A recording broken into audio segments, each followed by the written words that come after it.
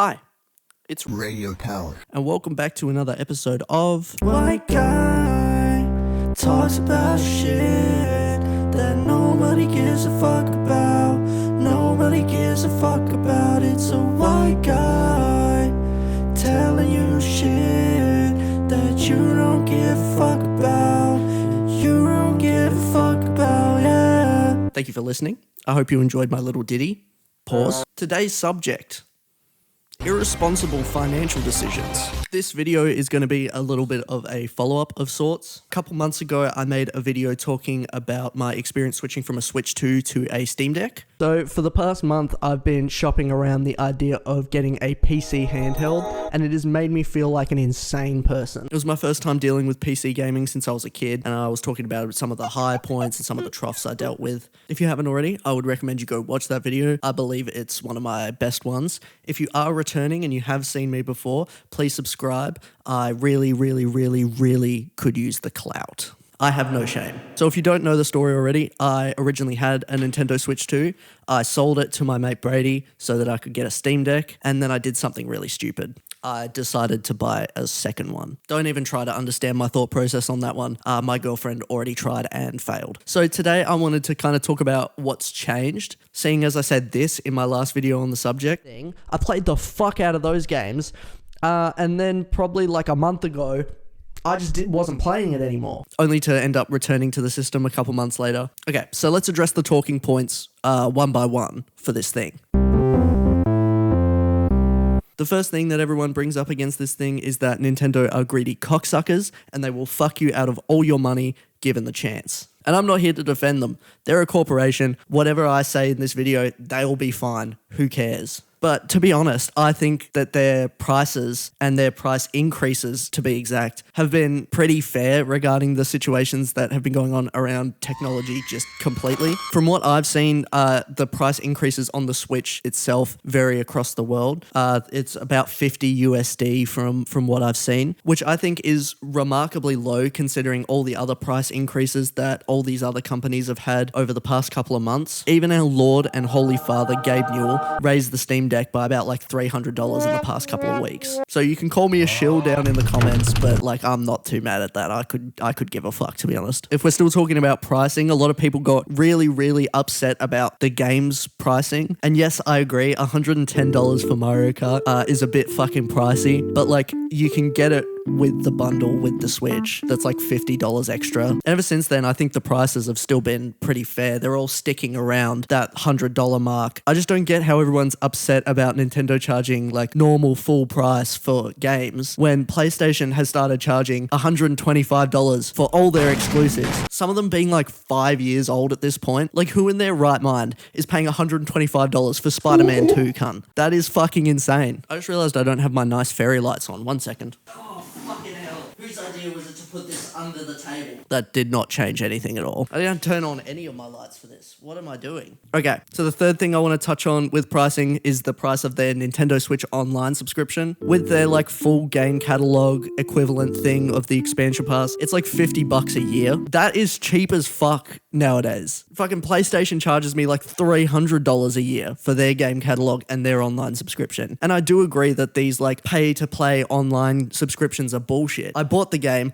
I bought the internet. Why the fuck do I need to pay you? I bought the console. I already paid you, cunt. It's greedy and it's nickel and diming. However, if we're comparing them to the competitors, Valve excluded, their expansion pass and their online is pretty cheap.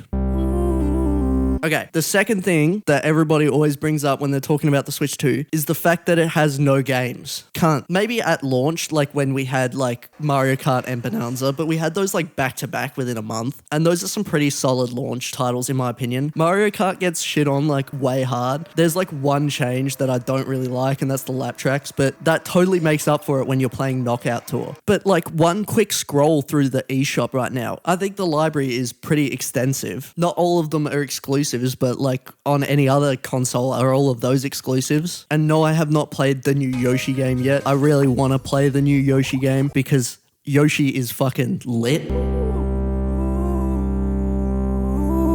Now, the third one that everyone brings up when talking about a Nintendo Switch is how uncomfortable it is. And you know what? Compared to my Steam Deck, which just absolutely melts in my hands, the Switch 2 is a bit cramped on the controls. I was never a fan of like the Xbox, like one thumbstick high, one thumbstick down kind of thing, which is strange considering the fact that I grew up on a 360. But if we're talking just general tactiles on the thing, yeah, it's a bit cramped. But I think the versatility of it really makes up for that. How easy it is to dock. Playing it in tabletop mode is actually my favorite way to play. Just setting it up with my little controller, like even just sitting on my lap, it's just insane. I can play it on the couch. I can play it in my bed. I can play it in the shower. While this thing isn't exactly the heaviest, it is significantly heavier than the Switch 2. It does melt in my hands based on just the way you grip it, but holding it for like up for long periods can like kind of put some weight on my wrist, whereas like the Switch 2's pain kind of comes in my fingers. But I am looking into getting a Switch 2 like grip, like a kill switch or something like that, just to give me some extra support on the back. Something I've actually found that I quite like on the Switch 2 is this kickstand, because when you're playing it in handheld mode, you can rest your fingers on that and it gives you like a third point of contact when you're playing the game. I don't know if that was exactly intentional, but it fucking works really well, combined with how light the system is.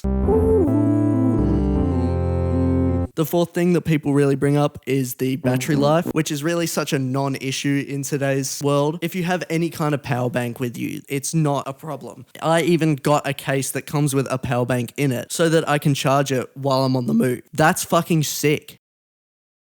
The fifth and final thing that everyone brings up is the lack of customization, and I do really agree with this. It is significantly locked down. We only have two themes, which is black or white, no MJ. Whereas the Steam Deck is like infinitely customizable when it comes to like modding the thing, emulating on the thing, CSS loader, Decky loader, you know, all of that shit. You can really make it yours. You can customize like your TDP, your fans, everything. I'm gonna sound like an absolute loser for this, but sometimes I just want to fire up the game. And that brings me to my final reason of switching back to the Switch 2, is there's not really any fucking about. You just load the games and they play, and they feel good to play on there too. Even games that I have on my Steam Deck, I sometimes would rather just play them on my Switch 2. I'm talking about like Hollow Knight Silk Song. That HD rumble that's in those Joy-Cons really adds an extra level of immersion to a game that is 2D. It really helps me like feel the world and really like pulls me in. And it sounds like such a small thing, but it makes such a big difference. It made such a big difference that when I got the game on my Steam Deck, I kind of didn't want to play it because I missed the way it felt on my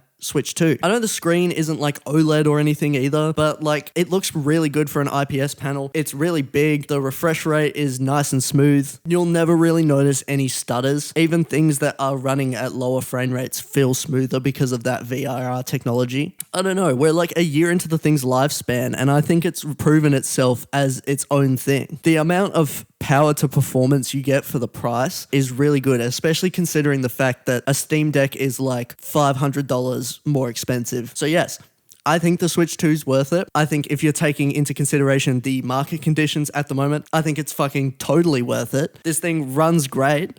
It plays a lot of things really well. It's not really a lot of fucking about, and it's pretty cheap. I'm using the term pretty cheap relatively. It's still fucking like $800. So if you're weighing up which bad financial decision to make and you've come to this video for like some kind of like help, the Switch 2 is pretty cool, but it doesn't have Max Payne 3.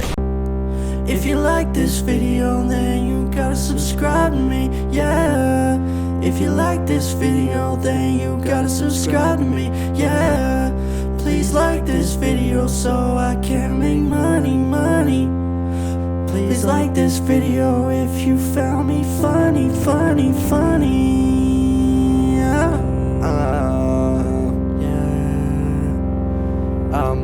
Subscribe, please. Follow me Bye. on Instagram. I'm good.